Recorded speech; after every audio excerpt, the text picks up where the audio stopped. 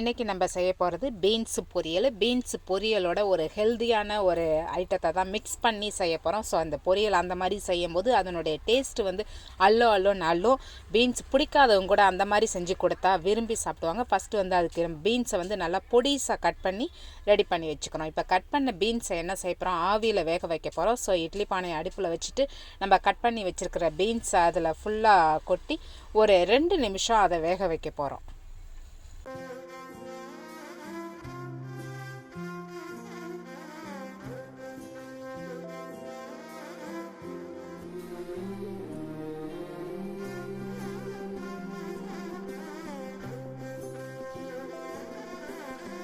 Beans வெந்துக்கிட்டு இருக்கட்டும். அதுக்குள்ளே இன்னொரு ஐட்டம் ரெடி பண்ணிட்டு வந்துடும். இது வந்து ஊற வச்ச கொண்டக்கடலை, 2 பச்சை மிளகா, அதை 2ஆக கட் பண்ணி எடுத்து வச்சுக்கிட்டேன். அப்புறம் பெருஞ்சீரகம் கொஞ்சம்.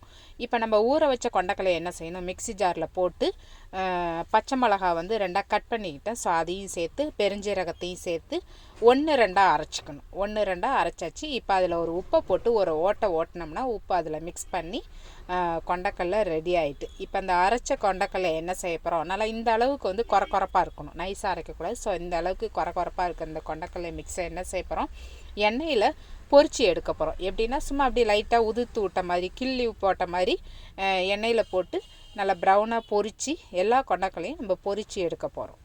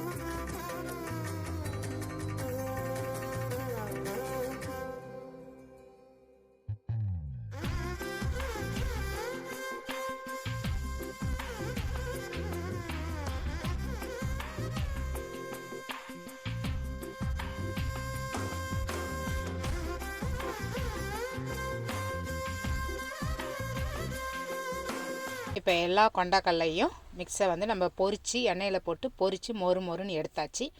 இதை ஆற விட்டு என்ன செய்ய போகிறோம், மிக்ஸி ஜாரில் போட்டு, இப்போ இது வந்து அன்ஈவனாக இருக்குது இல்லையா, ஒரு பீஸு சின்னது ஒரு பீஸ் பெருசு அப்படின்னு அன்ஈவனாக இருக்குது. ஸோ ஈவனாக ஆக்கிறதுக்காக என்ன செய்ய போகிறோம், மிக்ஸி ஜாரில் போட்டு ரிவர்ஸில் அடித்தா உங்களுக்கு வந்து ஈவனாக இந்த மாதிரி கிடைக்கும். 1 2 3 அடித்தா பவுட்ரு மாதிரி போயிடும். ஸோ அதனால் ரிவர்ஸில் அடித்து அதை ரெடி பண்ணி வச்சுக்கிறோம். இப்போ நம்ம பீன்ஸை வேக வச்சுட்டு வந்தோம் இல்லையா, ஸோ இப்போ அதை எடுத்து பார்க்குறோம். பீன்ஸு நல்லா வெந்திருக்கு. நல்லா அதாவது பொலன்னு கிடைக்கும்னா ஆவியில் வேக வச்சா அதில் வந்து தண்ணி கோக்காது. ஸோ அதனால தான் இட்லி பானில் வேக வச்சது. இப்போ ஒரு பீஸை எடுத்து இப்படி கட் பண்ண பார்த்தோன்னா ஈஸியாக நஞ்சி போகும். ஸோ பீன்ஸு வேக வச்ச பீன்ஸு ரெடியாக இருக்குது.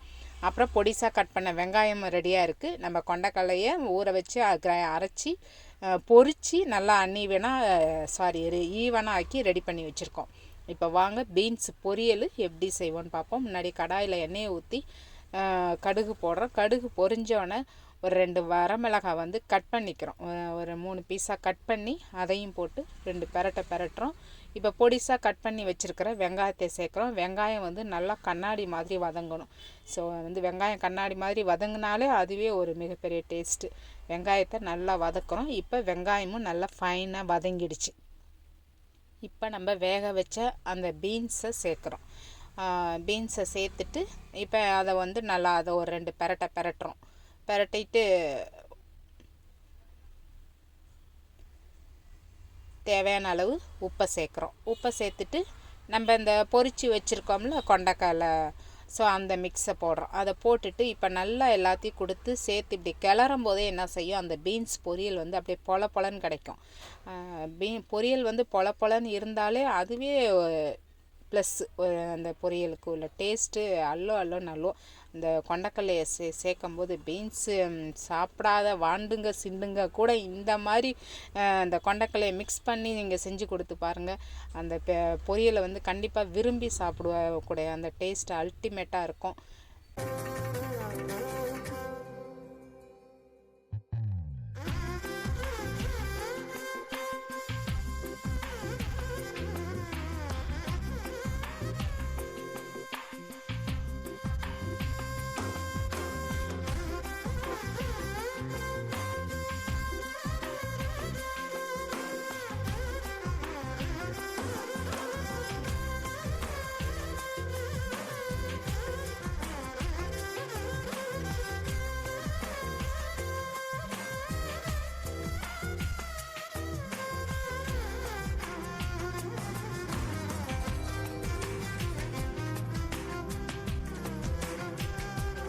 இந்த ஹெல்த்தியான பீன்ஸ் பொரியலை நீங்களும் இந்த மாதிரி மெத்தடில் ட்ரை பண்ணி பாருங்கள். தேங்க்யூ.